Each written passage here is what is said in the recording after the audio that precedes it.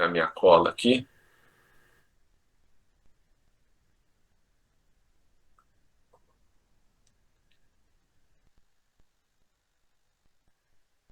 Hi everyone, welcome back to the channel. My name is Fred Macedo and I'm so excited to have you here. Today we're going to discuss a random theme of Spiritism in Gospel at Home. But before we get started, I want to ask you a question. Do you know Allan Kardec, also known as Spiritist doctrine? Let me know your thoughts in the comments below. All right, let's get into it. Please, Rosangela, start our initial prayer. Holy Father. Our Father, who art in heaven, hallowed be thy name. Thy kingdom come, thy will be done, on earth as it is in heaven. Give us this day our daily bread, and forgive us our trespasses, as we forgive those who trespass against us. And lead us not into temptation, but deliver us from evil. Amen.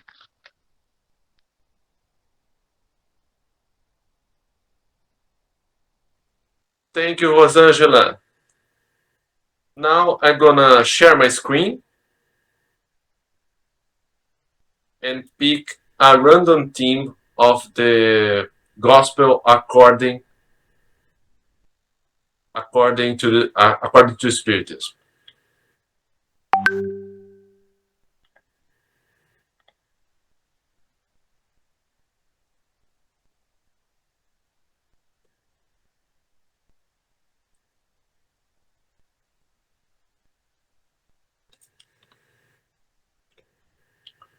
The theme selected is Good Spirits.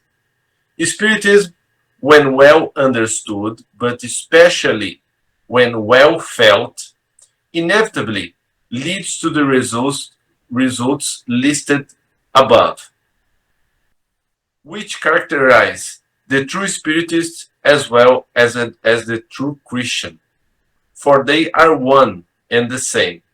Spiritism does not create a new morality.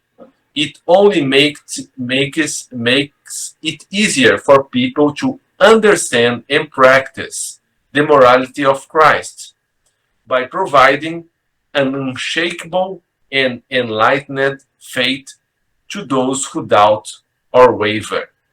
Nonetheless, many of those who believe in spirit manifestations understand neither their consequences nor their moral implications, or if they do not apply them to themselves.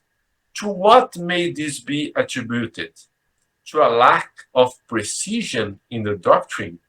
No, because the doctrine contains no allegories or symbols that could give way to erroneous interpretations. Clarity is its very essence, and that is what makes it powerful, for it goes directly to one's intelligence.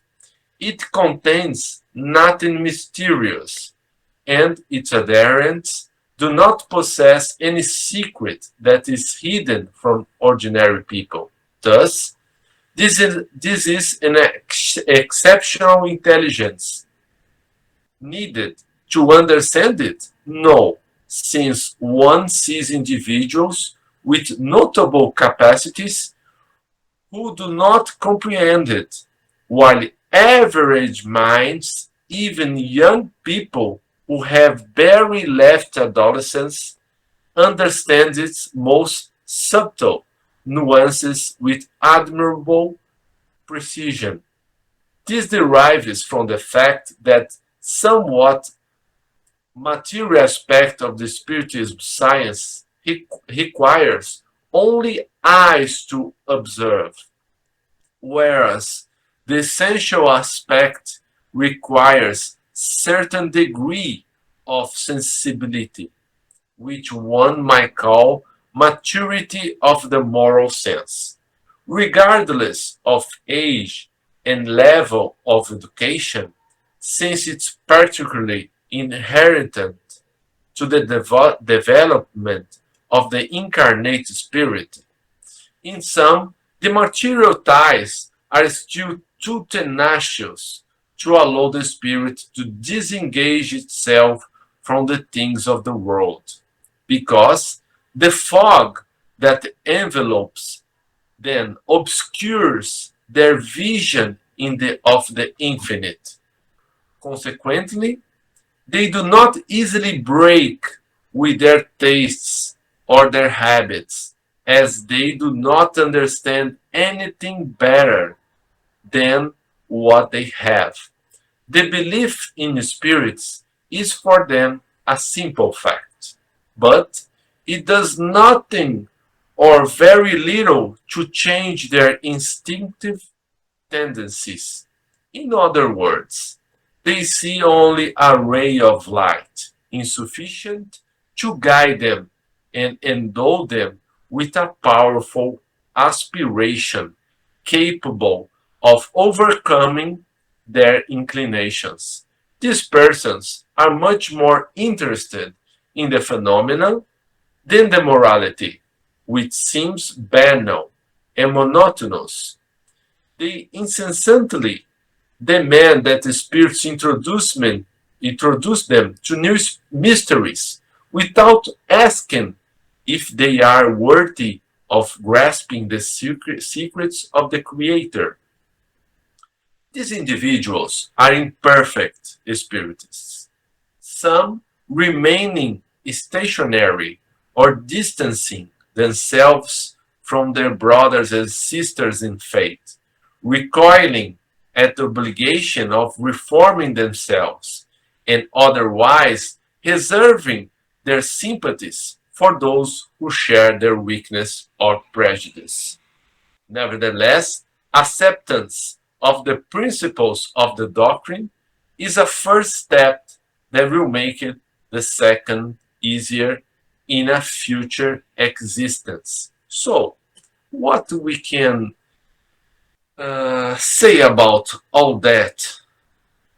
The Spiritism, as a lot of other religions, are a tool, just a tool, that we can use to increase our morality, to weaken our our bad tendencies.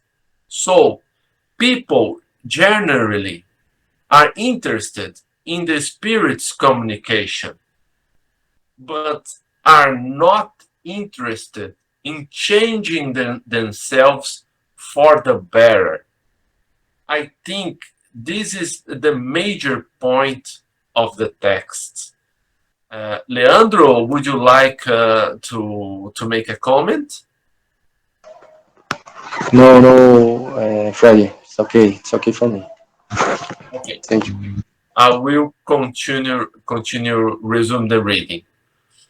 Those who may rightfully be regarded as true and sincere spiritists are at a higher degree of moral advancement.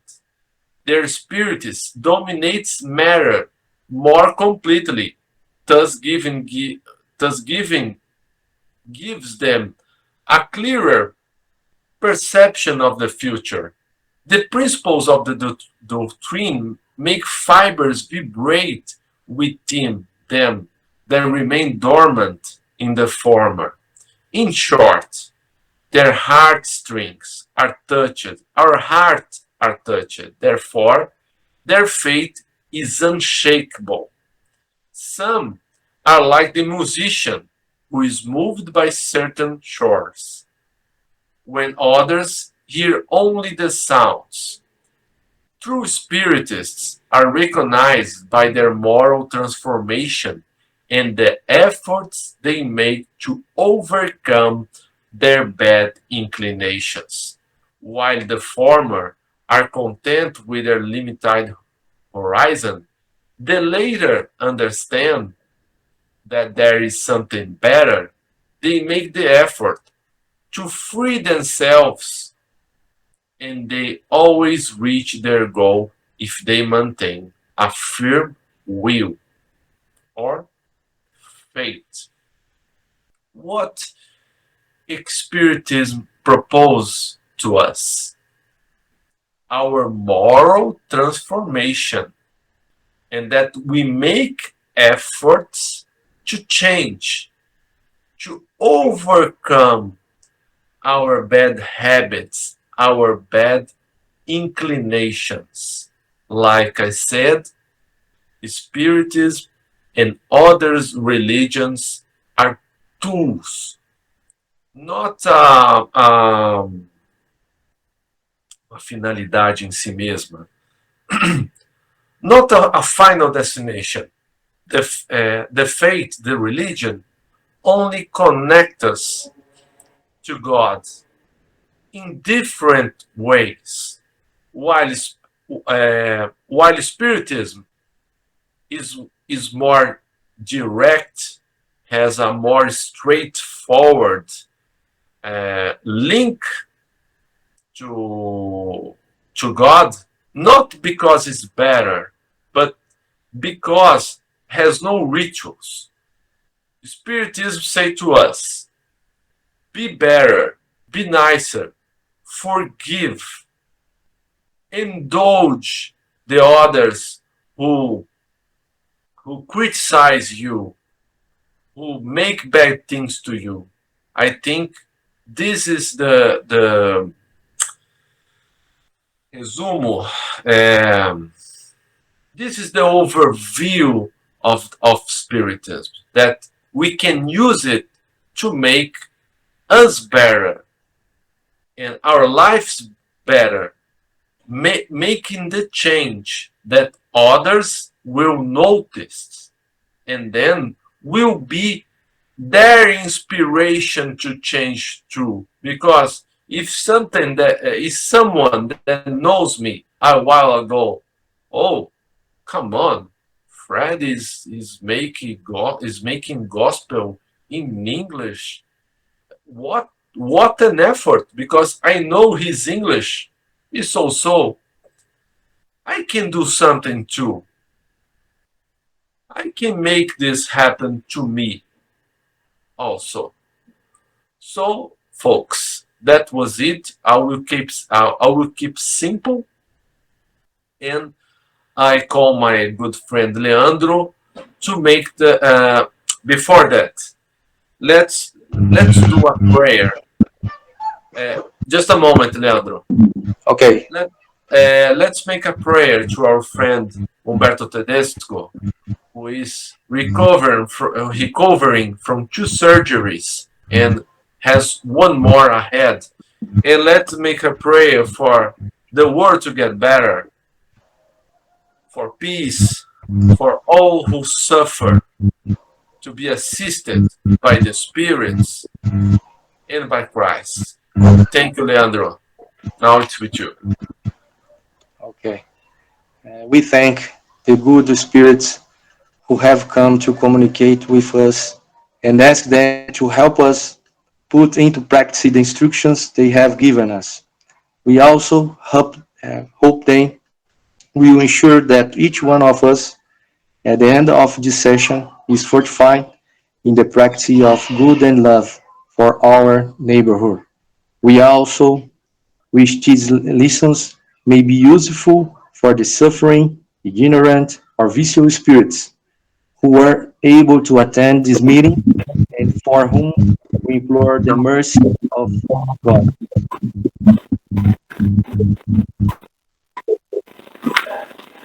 Thank you. All good night.